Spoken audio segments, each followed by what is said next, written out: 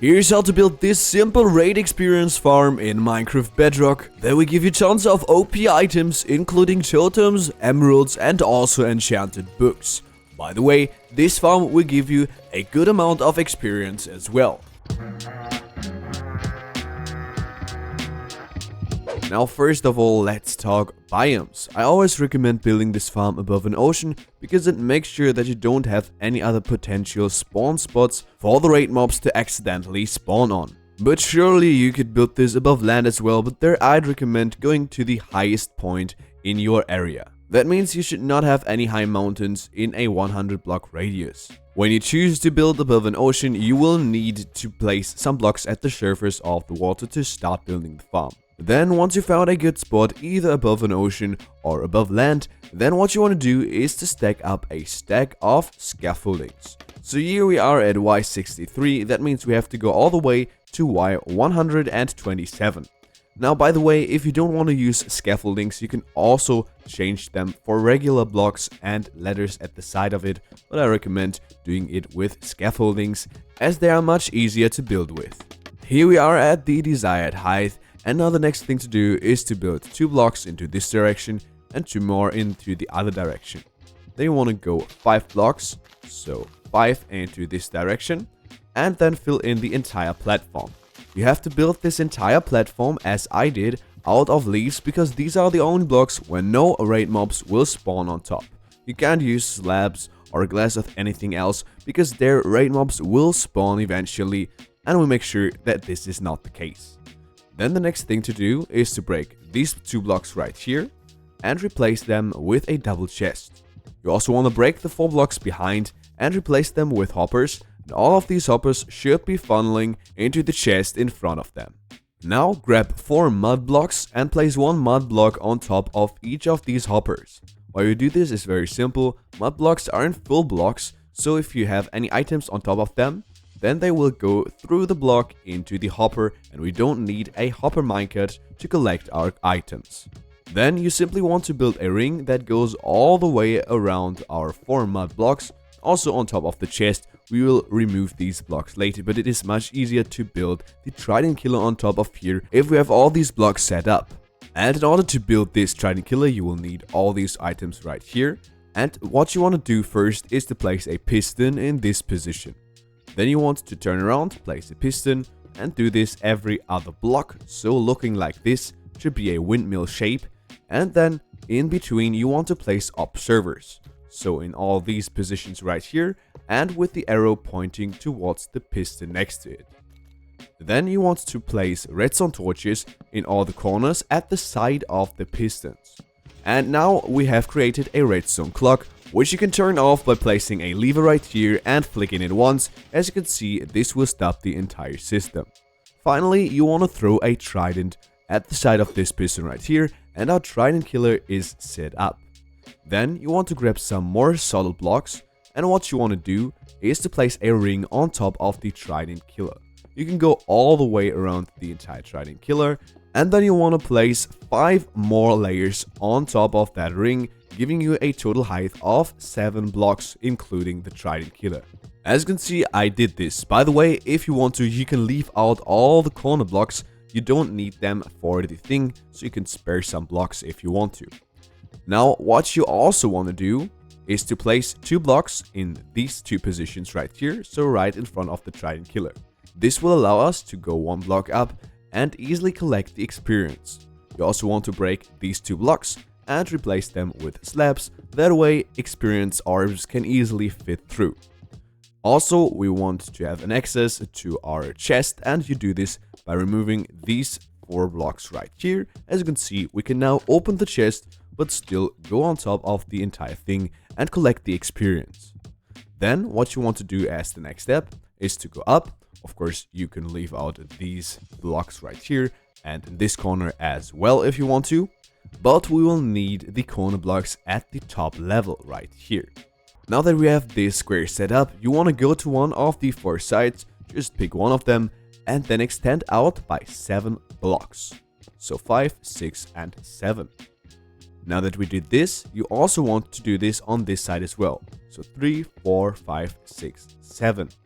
Now, these two sides that we extended out 7 blocks on should be next to each other, so not opposite of each other, and that way we can easily connect these two sides and have a square. And then once you did this, you can fill this entire thing in to a solid platform. Of course, you want to leave open the 4 blocks that are above the Trident Killer, and that way all the raid mobs will later be able to drop into the Trident Killer. Now let's talk about the wall. We will need a wall around the entire thing. Now for that wall, you want to place blocks in these positions, so on top of the platform at the 2 sides that connect with the Trident Killer. But on the other 2 sides that are far away from the Trident Killer, you want to go 1 block out, and there you want to place the wall.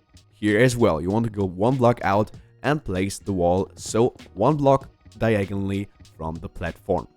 That way we have a perfect size for the water streams, so that the water won't drop into the Trident Killer. Now that we got a first layer, we also want to place 4 more layers on top of the entire thing, and this will give you a total number of 5 layers. We also want to place a 6th layer on top, which is out of leaves, because as I have already mentioned, this is the only block where no raid mobs will spawn on top, and by placing the layer out of leaves, we ensure that the raid mobs will only spawn within the desired chamber. Now, I already talked about the water streams, and this is the time where we want to put them in.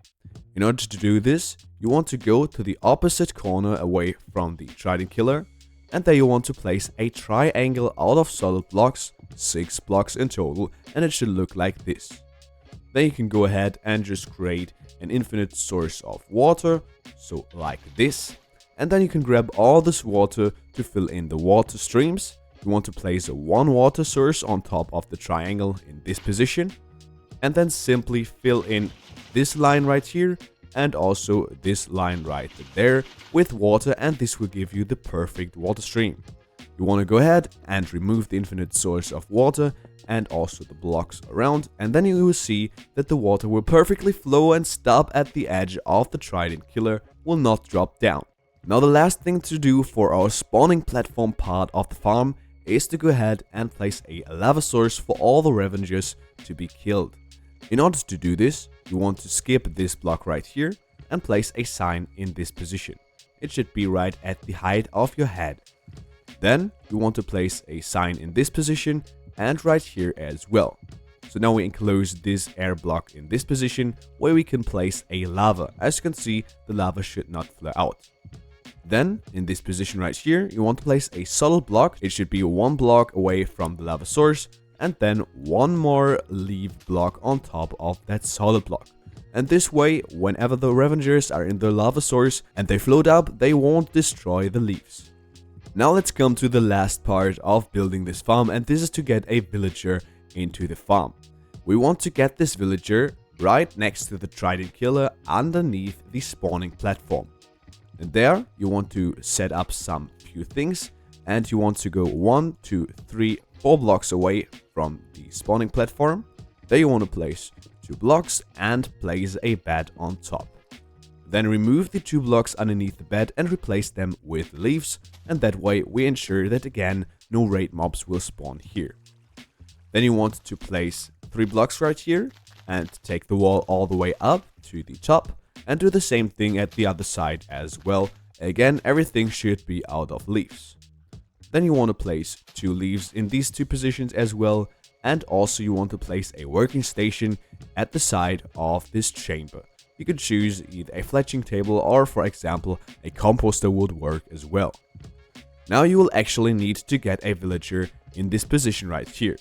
Now the easiest method to do this is to get a villager from any nearby village or villager breeder and then put it in a boat.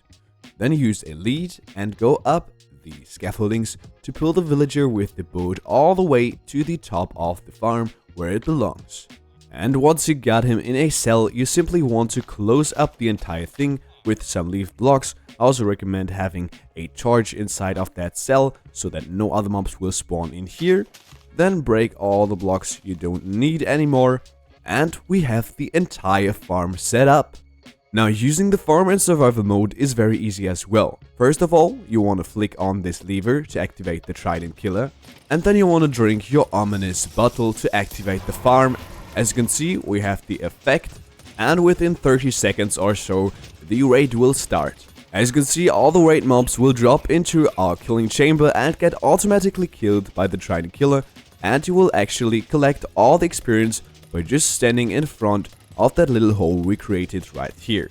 Now you really just have to wait until the raid is finished. All the experience will get to you automatically, all the mobs will be killed automatically, and all the items that they drop will end up being in this chest.